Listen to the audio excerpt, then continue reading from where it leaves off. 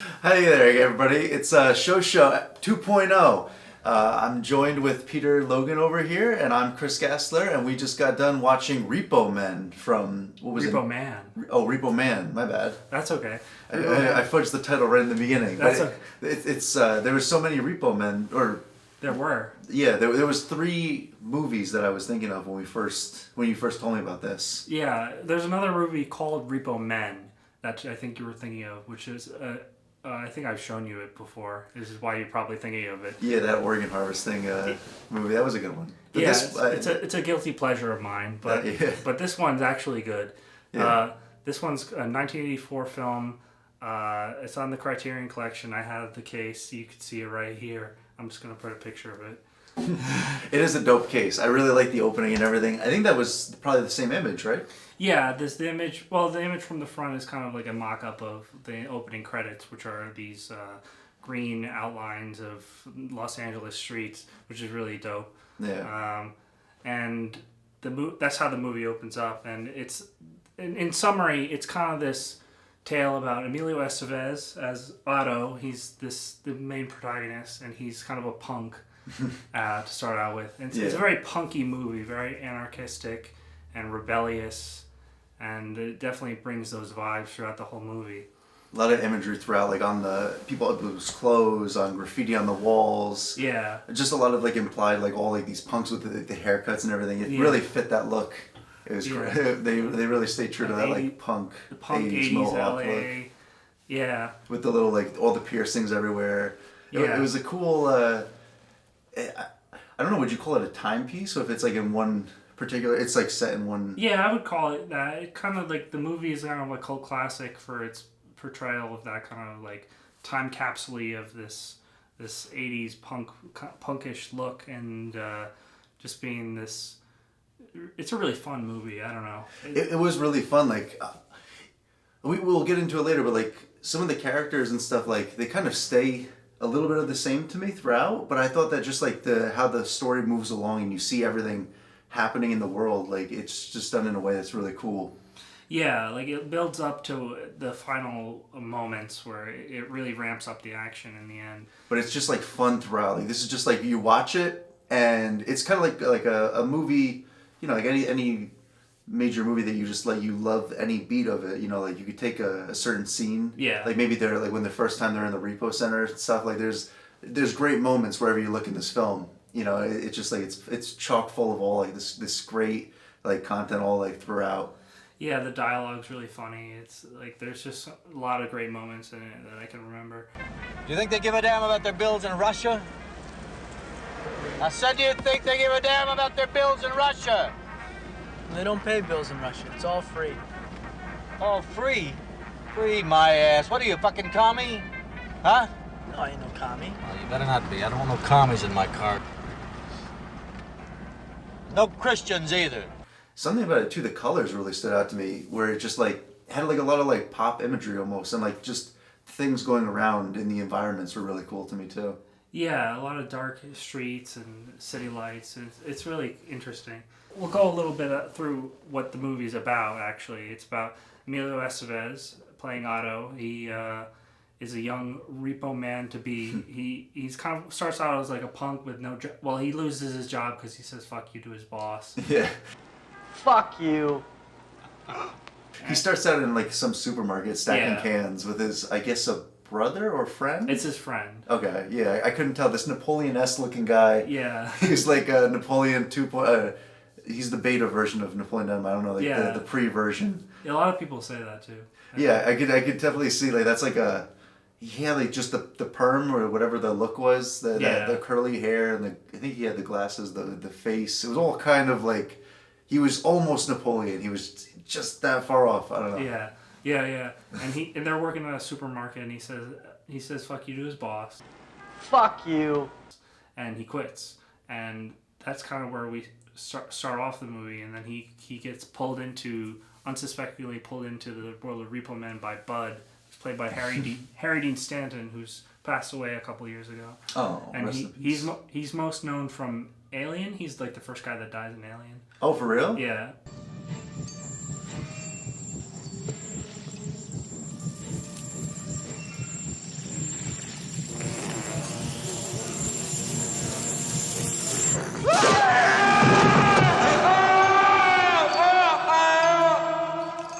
Well, the first kill from the alien, not like the first kill is, I guess, the chest burster technically, but. But either way, yeah. So Harry Dean Stanton, he's been in a lot of stuff over the years. This is just one of his only leading roles. Like he's usually a side guy or a background guy. Oh. So, but he's really well known for just being in like everything. Like he's in like the new season of Twin Peaks, and he's really good in it. Oh wow! But he had a good presence about him. Like anytime he was in the scene, even the inciting incident where Bud meets Otto, is like you could tell right away that this was going to be like one of the primary focuses of all the cast of characters that you had already been introduced to. Their relationship is one of the main focuses of the movie, and we have his. Otto's girlfriend who comes in. Well, girlfriend kind of. Yeah, kind of. She's just the girl that he hooks up with in a car in a very humorous, sped up scene. You want to get back in the car?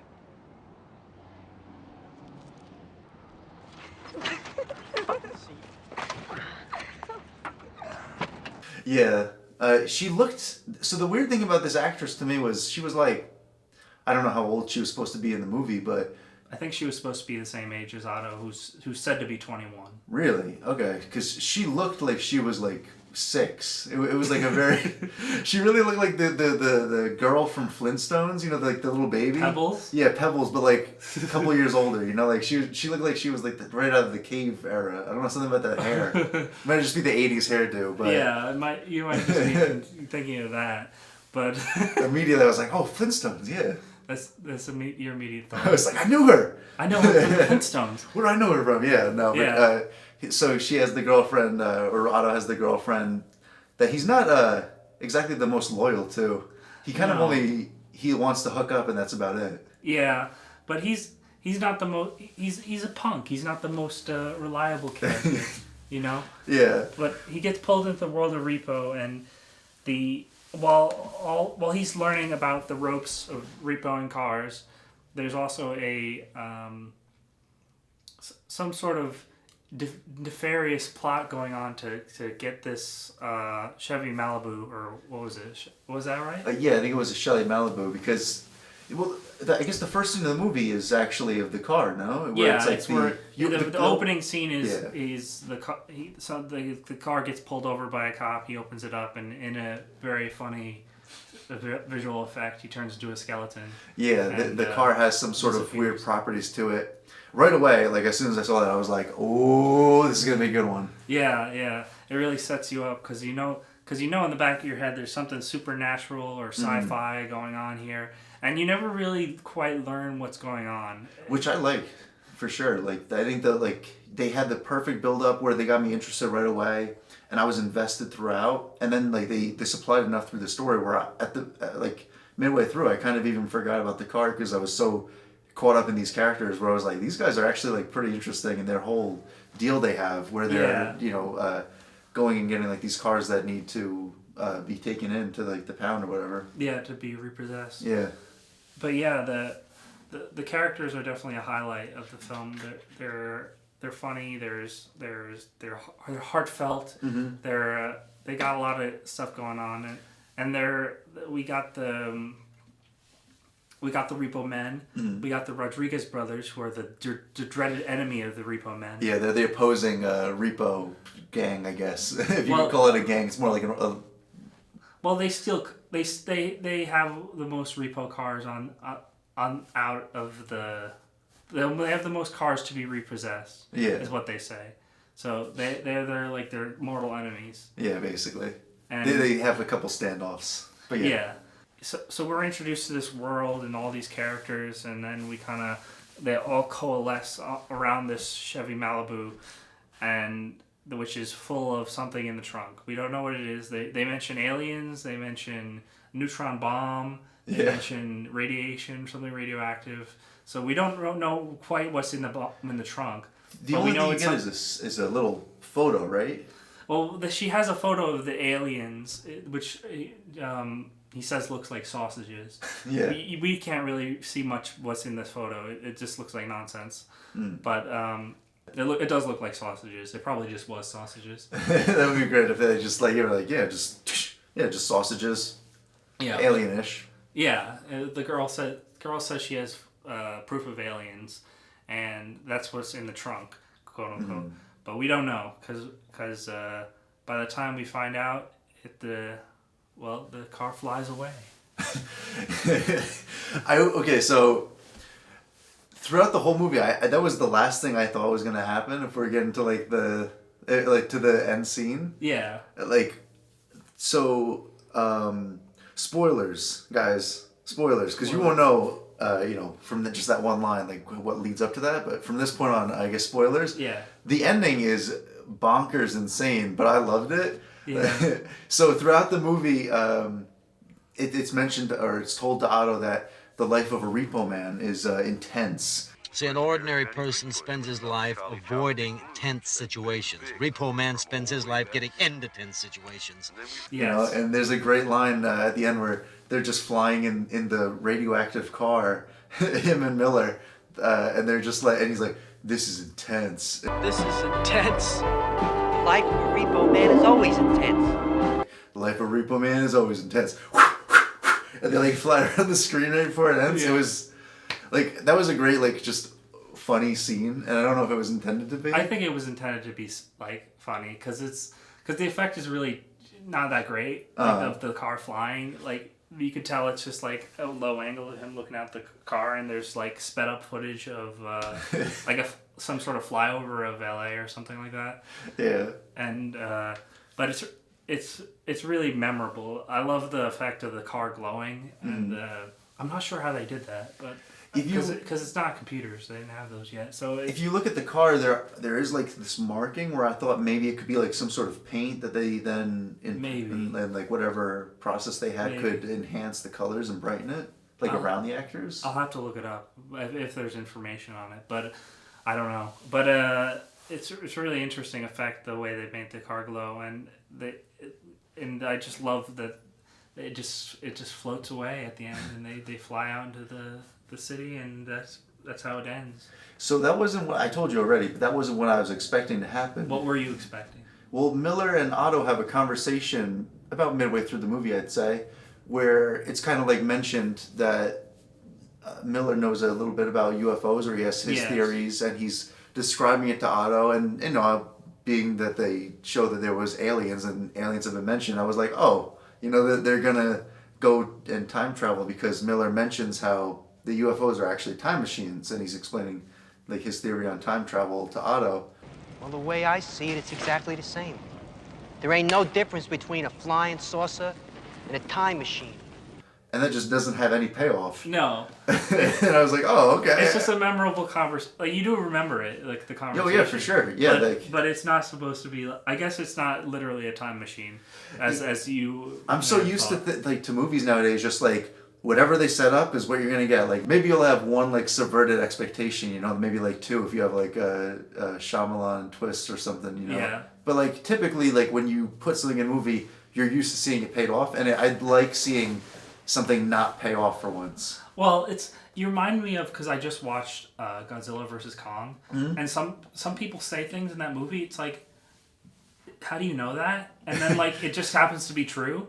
They just say shit that it's like, there's no way you could know this for sure, and yet it's true automatically just because you said it. Just to like, for coincidence, to like solve whatever situation. It's just so the audience knows like what's going on, and it's like, that movie's dumb and fun. It's not a bad movie, Godzilla vs. Kong. Yeah, it's supposed to be fun, probably. But it is like, there's lazy writing moments like that where characters just say things, and it's just like, ugh.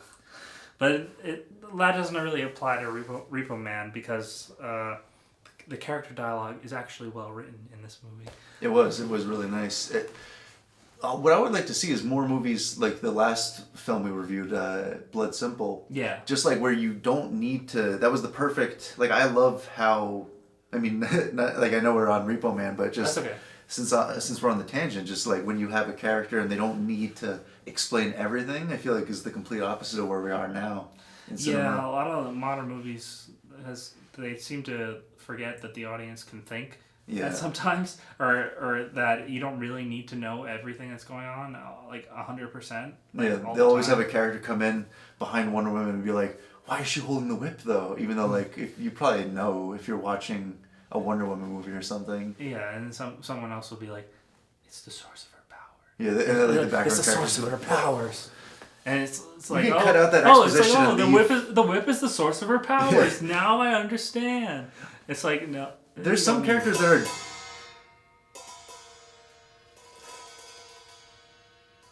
There's some characters that are set up just to be like the exposition, you know, like Yeah. Like I feel like you could cut out some characters of like the new Marvel movies, and it would just be like basically the same thing. Like some people are just there to be like, oh, Yeah, he was the guy. Definitely. This again, it doesn't really apply to Repo Man, but I just thought since we were on the topic, you know, but this throughout, like through and through, this was like a fun movie. I think the dialogue was great. It just is a super solid film. Like the whole thing was just captivating to me. You know what always stuck out to me was there's this one scene where Otto goes to talk to his parents, and they're just watching TV. They're watching TV, and they're like totally hypnotized by there's like a pastor or preacher guy like on the screen. Is like he's talking about like, I do want your money because God wants your money. So I want you to go out and mortgage that home and sell that car and send me your money. and He looked like a great reverend. yes, and it's just that scene always stuck out to me as kind of like the big one of the big moments of satire in this film, because there's some moments of satire. There's like the no brand drinks and Which I love, other yeah. things in this movie. They would pull up a beer, or they're like, "Oh, you need to get a drink," and they go and buy beer, and it's literally just says "drink" on it. It's just great. I love that. They're no brand, products, which I think are real things. I hope that's how the future goes. We don't have any brands, and it's just this is drum set, that's chair. You know? Yeah, we don't need that crap. Stop defining things with labels. Everything needs to be brandless. A brandless new world. That's what we're pushing for here on Show 2.0. That's our motto. That's why we don't have sponsors. We're brandless. Yeah, exactly. We actually had like 20 lined up, but we were like, no. no. You ever see Repo Man? Can't do it. Yeah. Except for Ludwig drums, they got us. Yeah, I don't know if the logo's even in. No, well, you can probably see it here somewhere. All right. But a great scene that I thought was just funny. It didn't really need or have any like purpose in the. Well, I guess it did because Otto kind of reveals himself to the FBI or whatever government is following him because he wants to basically get his dick sucked. yes. Like there's a scene where Otto goes to Pebbles. I forget the character's name. Let's call her Pebbles. Yeah, and she's just like, oh, I heard you had information, but he talks to her on the phone. And he calls her from like a tapped line, and he's just like, I want to talk to you about that car, because they're referring to the Shelly Malibu, and so of course she like lets him in, and they are taking pictures of him and everything. So I guess that was important to the plot because they follow him from there. Mm-hmm. But I just like that scene because it was he takes his clothes off. Yeah, he just comes in. That's something I wanted to mention at the beginning is this character Otto is. He laughs a lot throughout the movie, and he kind of like a very charming laugh. He has a charming but fake laugh.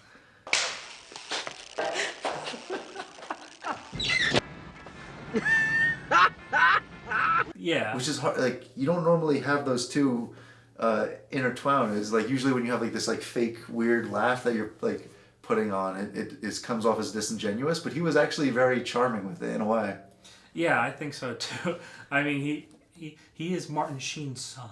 Oh, that's true. There was one line. He said something, and then he was like, I feel like it was like along the lines of like, "You suck." Ha ha ha ha ha. Like, wasn't there something? I looked over at you while we were watching, and I was like, "What?"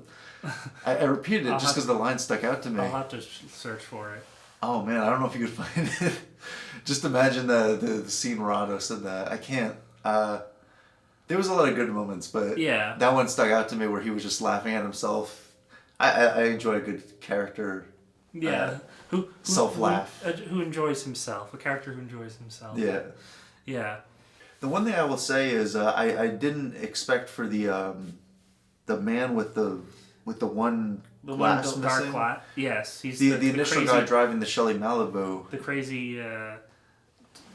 crazy scientist man who has one black glasses on his glasses. Yeah, that character just sort of died, and Yeah, he does just die, doesn't he? yeah, he kind of They light him on fire, don't they? Or was that a different body? So, I guess the end of the movie kind of like after the 60% way through mark, like whatever, it's like a little bit past the halfway mark. Yeah. All of a sudden things start ramping up, and it did get a little confusing for me. But I think it's a little confusing at the end. I agree. But it like, fit with the mood of like how everything was kind of like falling apart. Society was kind of like falling in like the background. yeah, there's that one part where he's walking through the city and like just like it looks like shit. Yeah, people are carrying body. There's every once in a while you see like hazmat people carrying people out into like ambulances and just dying. So Yeah. you're left to believe that something is happening, but you have no idea what the greater story is, I guess. Yeah, something's going wrong and you don't really know what. But is it connected? Probably. Yeah. But anyway. But this guy, he picks up Otto and then he talks to him for like a little bit. I was kind of like curious why he was even picking him up, but I guess he was just delirious. Yeah, he was probably delirious and like Otto was chasing his car for a while and he's like, "Oh, I'll come in." Yeah, I mean, you chased me long enough. If someone chases me for like 2 blocks, I'm like, all right, they probably have a good reason. Yeah, you might as well. So he lets him in, and he just Otto talks to the guy, and he's just like, he said something about